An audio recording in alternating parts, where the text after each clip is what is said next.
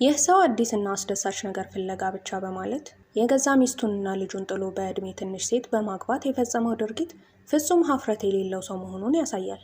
ሆኖም ግን ያሳደደው አዲስ ህይወት የጠበቀውን እርካታ አልሰጠውም። አሁን ደግሞ የቀድሞ ሚስቱን መርሳት አቅቶት በናፍቆትና በጸጸት እየተቃጠለ ይገኛል። ይህ መረጋጋት ማጣት አሁን አብራው ያለችውን ዲሪንን ተደጋጋሚ ውሸቶች በመዋሸት ወደ እብደት አፋፍ እያደረሳት ሲሆን ከቤት ወጣ ባለ ቁጥርም የቀድሞ ሚስቱን ለማየት በሚስጥር በመሄድ በክህደት ላይ ሌላ ክህደት እየደራረበ ይገኛል። እንደዚህ አይነቱ ሀፍረት የሌለው ሰው አይቼ አላውቅም። ነገር ግን እሷ በጠረጠረችው ቁጥር ቮልካን ከእሷ የበለጠ ይርቃል። በተደጋጋሚ ጭቅጭቅም ስለተሰላቸ ብቻውን ለመሆን በመኪና ውስጥ ይደበቃል። ያን ጊዜ ነው የቀድሞ ሚስቱ ምን ያህል ተረጂና ታጋሽ እንደነበረች የተረዳው። በዚህም ምክንያት ቮልካን ወደ ቀድሞ ሚስቱ ቤት በመሄድ ለአሲያ ሁሉንም ነገር ይናዘዛል። በመጨረሻም ከመጀመሪያው ጀምሮ ታማኝ ሆኜ ቢሆን ኖሮ ነገሮች ምን ሊሆኑ ይችሉ ነበር ሲል ይጠይቃታል። በልመና የተሞላ ድምጽም ይቅር ትይኝ ነበር ሲል ይጠይቃታል። አሲያም ያለምንም ማመንታት ወደ ቤት እንድትመለስ እቀበልህ ነበር በማለት በወቅቱ የነበረውን ጥልቅ ፍቅርና ቁርጠኝነት ትገልጽለታለች። በዚህ ጊዜ ቮልካን ባደረገው ነገር እጅግ ተጸጽቶ በከፍተኛ ስሜት ይቅርታዋን ይጠይቃል። እሷ ግን በዝምታ ትመለከተዋለች። ይህንንም ዝምታዋን እንደ ይቅርታ በመቁጠር ሊስማት ሲጠጋ አሲያ ግን በድንገት ገፋ ታደርገዋለች። በመጨረሻም ያለፈው እንዳለፈ ወደ ሚስቱና ወደ ልጁ እንዲመለስ በቁርጠኝነት ትነግሯለች። ቮልካን በቀድሞ ሚስቱ ተቀባይነት አጥቶና ተዋርዶ ወደ ቤቱ ይመለሳል። አሲያ በበኩሏ እሱ ከሄደ በኋላ ድርጊቷ እንደተሳካላት በሚያሳይ የኩራት ስሜት ስልኳን ታነሳለች። በዚህ መሃል የአሁኑ ሚስቱ ዲሪን አልጋ ላይ ተኝታ ስለሱ ሁኔታዎች በጭንቀት እያሰበች ሳለ ቮልካን በድንገት ወደ ቤት ይገባል።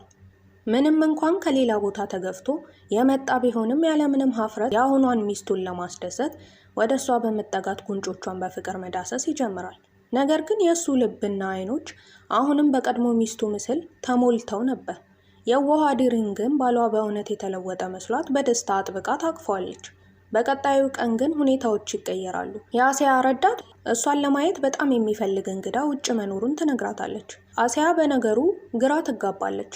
ይሁን እንጂ እንግዳው ወደ ቢሮ ዘልቆ ሲገባ አሲያ ግራ መጋባቷ ተወግዶ በፈገግታ ትቀበለዋለች።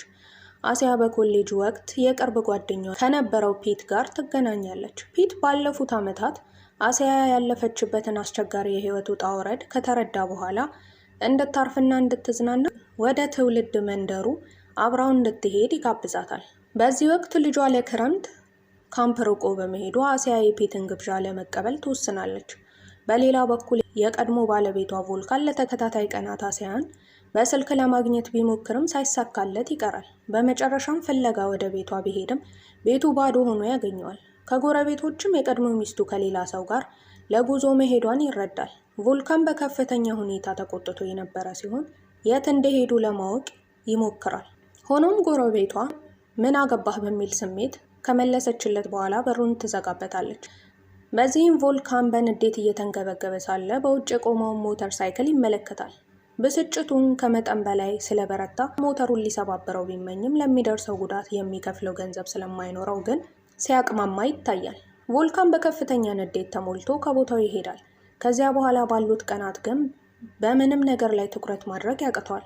ትርፍ ጊዜ ባገኘ ቁጥር ወደ አሲያ ቤት እየመጣ በዝምታ መጠበቁን ይቀጥላል። በሌላ በኩል ደግሞ ባለቤቱ ዲሪም ባሏ በድጋሚ አምሽቶ መግባት መጀመሩን ስታስተውል ከቀድሞ ሚስቱ ጋር ግንኙነት መጀመሩን መጠራጠር ትጀምራለች። ነገር ግን የአሲያ የማህበራዊ ሚዲያ ገጽ ስትመለከት አሲያ ከከተማ ውጭ መሆኗን ታረጋግጣለች። በዚህ ጊዜ ነበር ዲሪን የጭንቀት ሸክሟ ወርዶላት የእፎይታ ትንፋሽ መተንፈስ የቻለችው።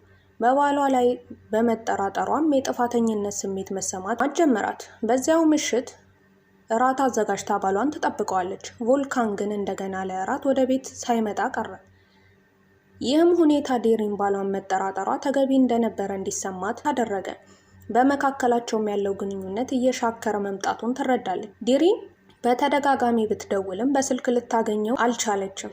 በመሆኑም አማራጭ ፈልጋ ወደ ረዳቱ ትደውላለች። በስልክ ንግግራቸውም እሱ ለስራ ጉዳይ ወደ ሌላ ከተማ መሄዱን ትረዳለች። ሆኖም ግን ጉዳዩን ይበልጥ አሳሳቢ የሚያደርገው እሱ ለስራ የሄደበት ከተማ አሲያ ልትዝናና ከሄደችበት ከተማ ጋር አንድ መሆኑን ስታውቅ ዲሪን ልቧ በሐዘን ይሰበራል። እስካሁን ድረስ ካያችሁ ስራዬን ወዳችሁታል ማለት ነው። ስለምትከታተሉኝ አመሰግናለሁ።